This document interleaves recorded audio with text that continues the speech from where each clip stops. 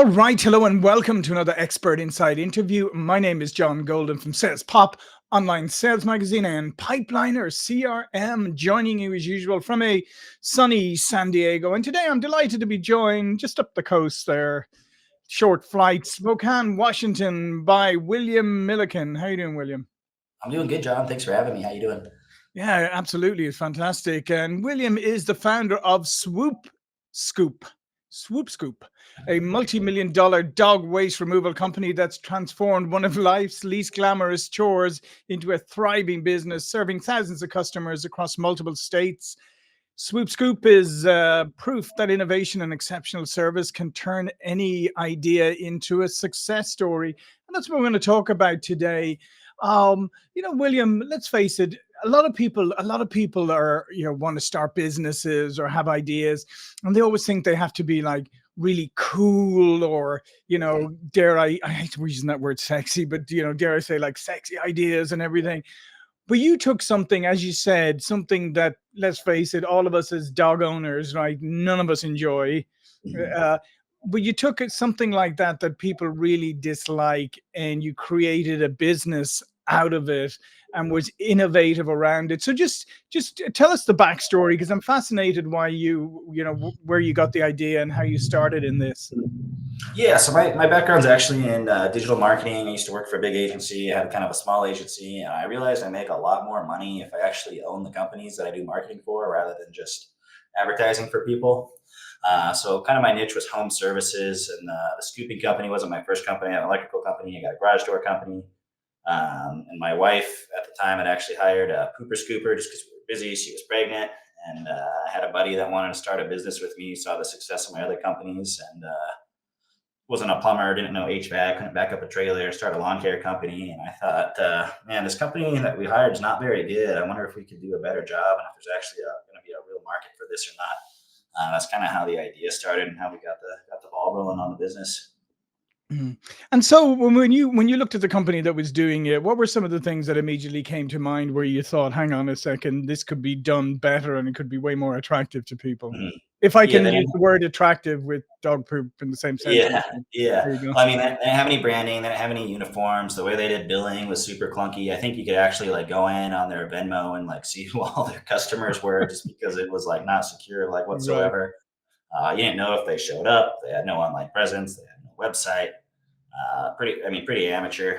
Um, so we came in and just fixed all those things and made it a Right, professional right. business.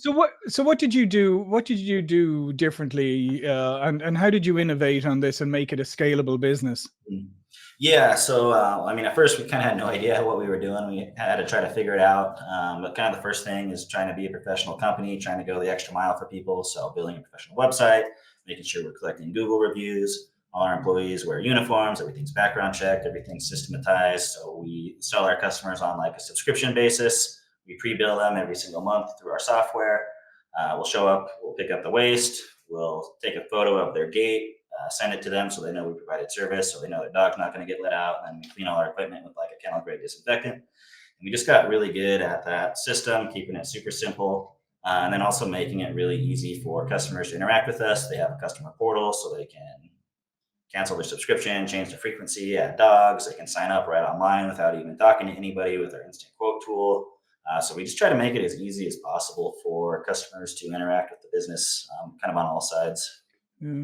And what you just mentioned there was a great object lesson for people in that in putting in the work to build that trust. So to have the proper online presence, to have the uniforms, to take. I mean, there. What you said about taking a picture of the gate to show, like, look, we closed the gate, so if the dog's not going to escape.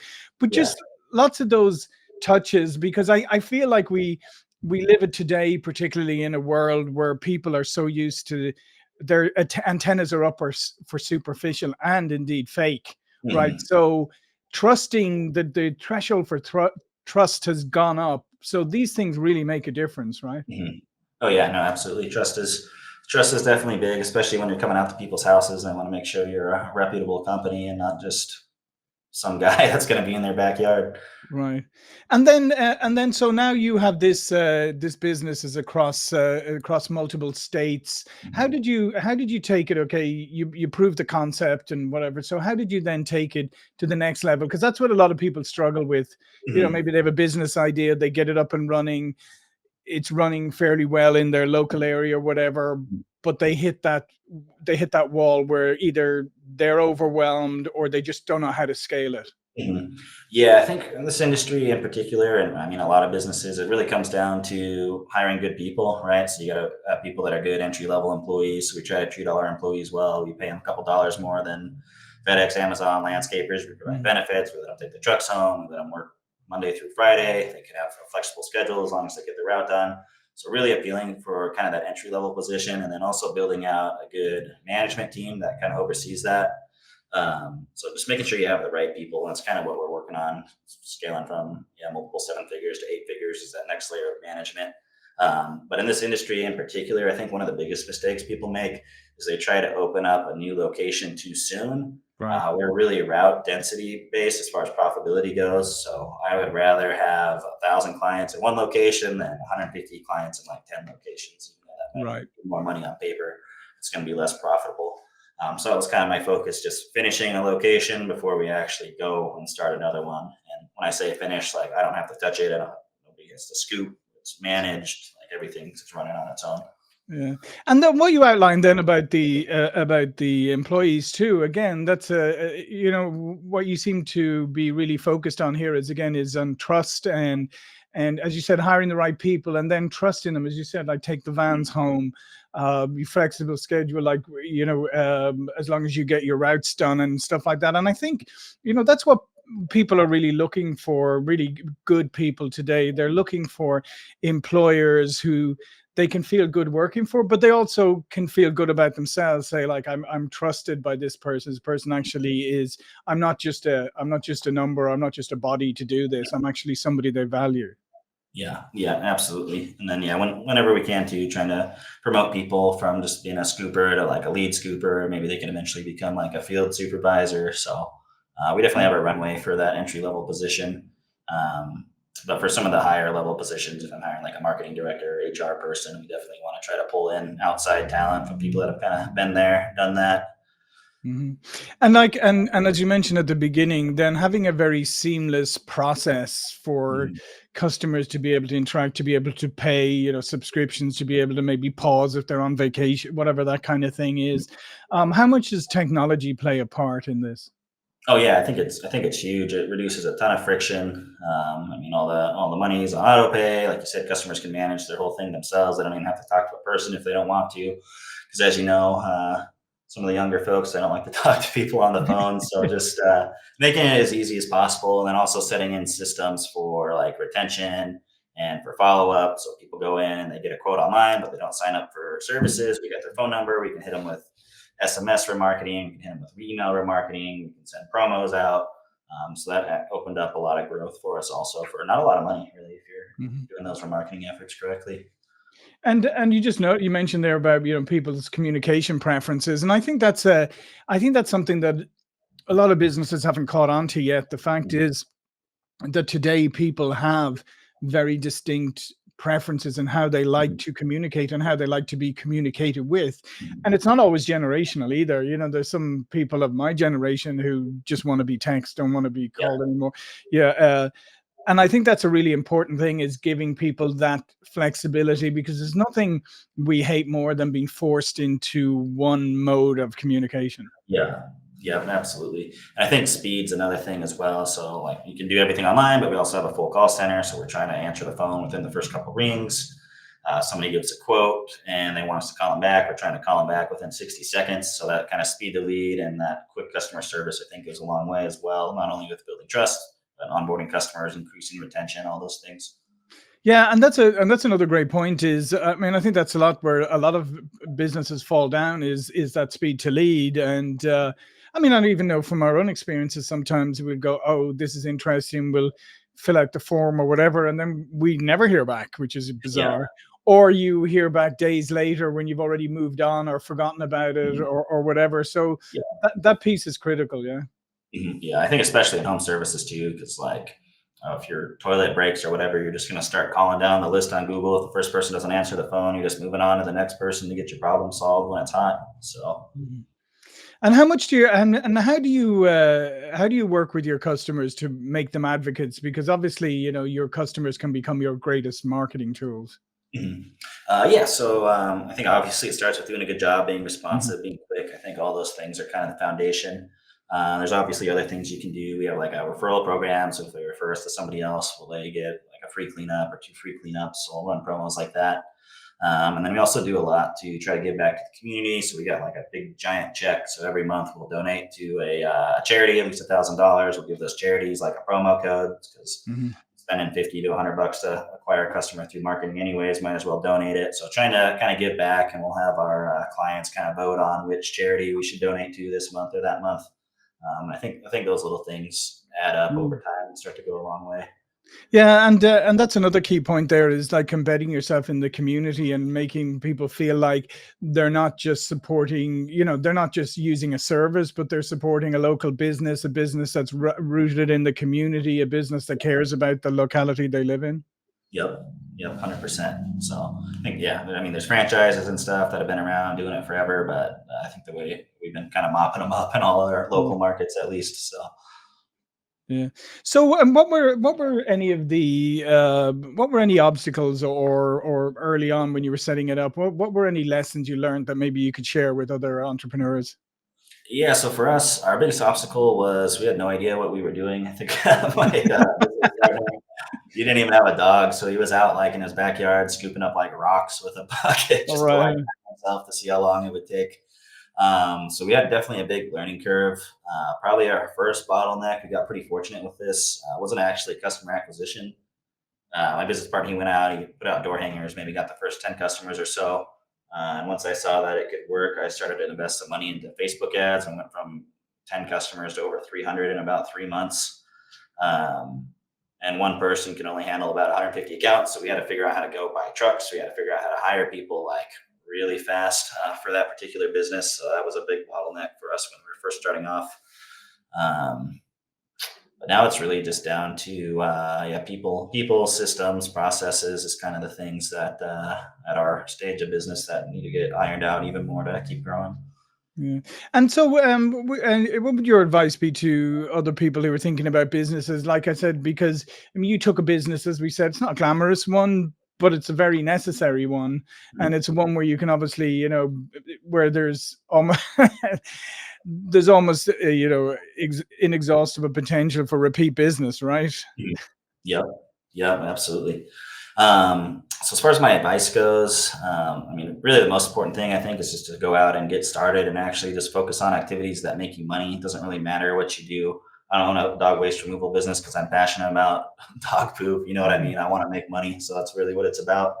But I do see a lot of people, they procrastinate or everything has to be perfect. They have the perfect website, the perfect business card, and they don't actually go out and get started and start like making those sales and getting the cash flow for their business. I think that's probably the biggest mistake that I see. Yeah, and I think that's a key takeaway always for somebody starting a business because let's face it, if you run out of cash or liquidity and capital, you're kind of screwed, and that Mhm. sometimes is what happens in businesses. Like you start, and maybe your service is something, maybe you're even have sold a lot, Mhm. but it doesn't mean you gotten the money in, right? Right. You may be Yep. sitting out there as in collections and stuff, and then you look in your bank account and it's empty, and you can't pay your employees, you can't pay the bills and everything. So it's great having the revenue, but the cash is what counts. So, as Yeah. you said, like being careful about those things.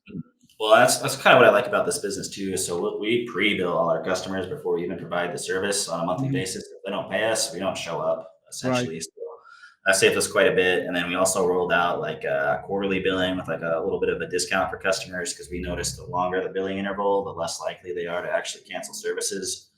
So that helps, and it also allows us to pull forward 2 or 3 months of cash flow. So obviously you got to manage it right, but that just kind of Mhm. gives us more breathing room or opportunity to grow if we want to reinvest into marketing or other things that we know for sure will grow the company. Yeah, and what's interesting you said there is that learning that saying like the quarterly billing like is less likely to cancel than monthly billing or whatever because I mean there's something obviously psychological there that you've tapped into. Mhm.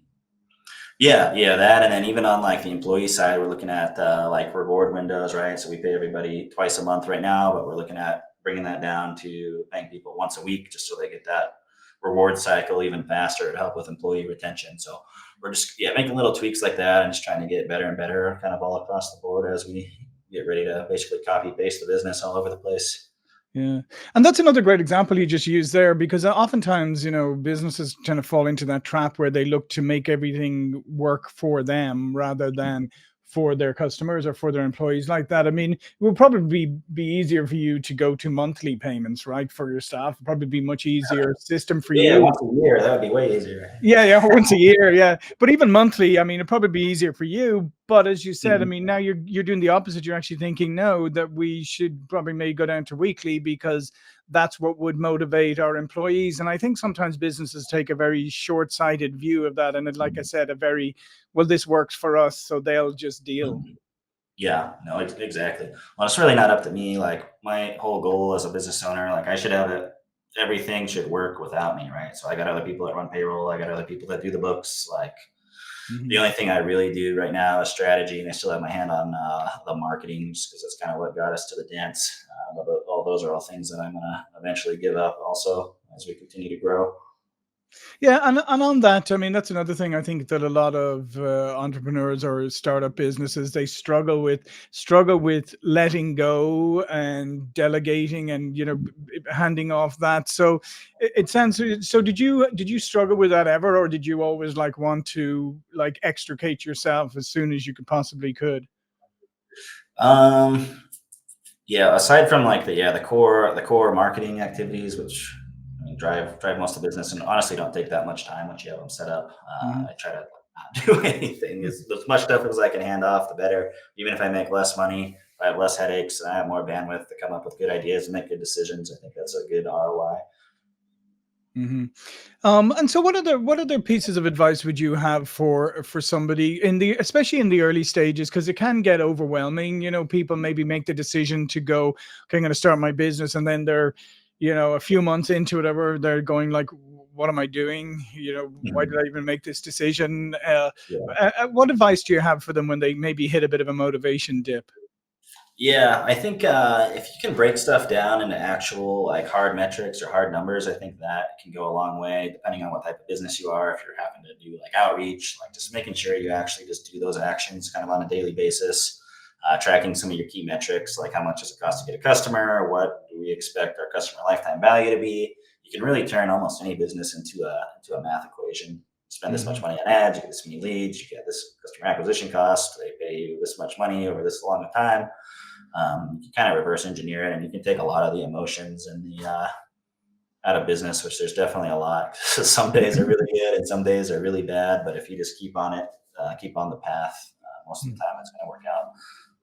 And then obviously, how important is it to know where your customers are? So, what channels to use. So, you maybe yours is, I don't know, you mentioned Facebook, maybe Mhm. it's some of those social channels like that are more important to you than maybe other areas.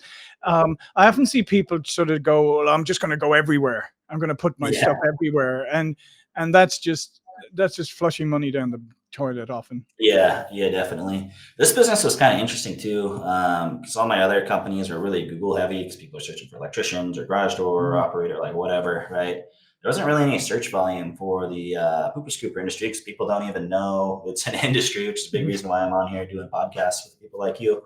Um, so we had to find ways to actually go out and get in front of customers. So our top channel is Facebook ads, which then started to drive a lot more Google search. So then Google's number two, and then our third best is vehicle wraps. So all of our trucks have a full wrap on it. It says that we pick up dog poop or whatever on our truck wraps, and it kind of created a bit of a flywheel. So like Right. we take a picture of our employees in front of our truck wraps, we put that on our Facebook ads, and those are our top performing Facebook ads, which then drive more Google searches, which then allows us to buy more trucks and wrap more trucks. So it's kind of a flywheel that's worked pretty well for us. And I mean, we've done whatever you call it, the pray and spray. We ran billboards, we ran TV ads. We had to Right. deal with Pizza Hut. We put our dog poop coupons on Pizza Hut boxes. I think we spent $5,000 and got 0 customers. So we've tried all sorts of stuff. But those are kind of the bread and butter. So those three, and then obviously the remarketing, SMS remarketing, remarketing. Those are high ROI channels as well. And what's nice too is that you mentioned like the photographs of the guys in the trucks and whatever. I mean, I think that's the other thing that really appeals, especially for your type of business, is that humanizing of it. Yeah, yeah. Because I mean, people are just seeing AI images or like all this stuff, but then they see an actual real person with like a picture of like a landmark in their actual city. Gets them to stop scrolling and at least pay a little bit more attention. Yeah, absolutely. Well, listen, thanks, William. This has been fascinating, full of fantastic insights, especially for those looking to start up or scale a business. All of William's information will be below this video. But before we go, remind people again who you are and what you do. Yeah. So I'm the dog poop guy, essentially. So we're picking up dog poop. We just hit 200,000 yards cleaned yesterday, which was a big Wow. accomplishment for us. But then we also have the Poop Scoop Millionaire community on School. So if you're interested in starting your own pooper scooper business, we A to Z walk people through that there. We got a free YouTube channel at Scoop Start. So if you want some free information or want to learn more about starting your own pooper scooper business, you can get information there as well. I guess I'll just finish with you don't want to talk to me, please don't call Swoop Scoop. I got like 10 people that will prevent that from happening. So don't spam our actual office, please. But they will come and clean your yard. We'll come to your yard and we'll be happy about it. Yes, All absolutely. right. Well, listen, thanks again, William. Thank you for watching and listening. And I will see you all again very soon. Thank you.